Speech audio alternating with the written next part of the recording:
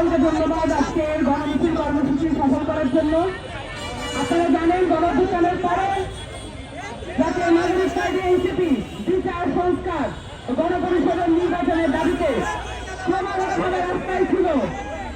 আপনারা দেখেছেন বিচার সংস্কার নিয়ে এনসিপি তার অবস্থান অটল রেখেছে বিধায় আজকে বাংলাদেশে যেটা অসম্ভব ছিল, খুনি হাসিনার বিচারের রায় আমরা পেয়েছি।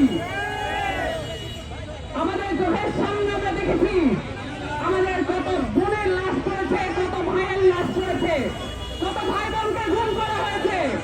এগুলোর বিচার আমাদেরকে আদায় করতেই হবে।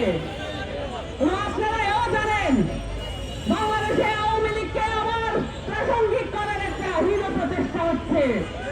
আপনারা এও জানেন এই নির্বাচনে জাতীয় পার্টি অংশগ্রহণ করবে, এই ধরনের হীন প্রচেষ্টাও চলছে। পরিষ্কার করে বলে দিতে চাই, বাংলাদেশে আওয়ামী লীগ এবং জাতীয় পার্টি এবং 14 দল যারা ফ্যাসিজমের সাথে কমপ্লায়েন্স ছিল, তাদের কোনো জায়গা হবে না বাংলাদেশে।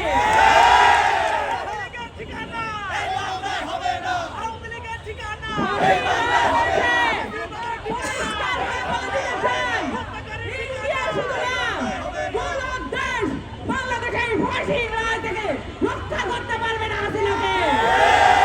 অবিলম্বে হাসিনাকে দেশে এনে ফাঁসির মুখোমুখি করতে হবে। 14 দলকে কোনোভাবেই নির্বাচনে অংশগ্রহণ করতে দেওয়া যাবে না।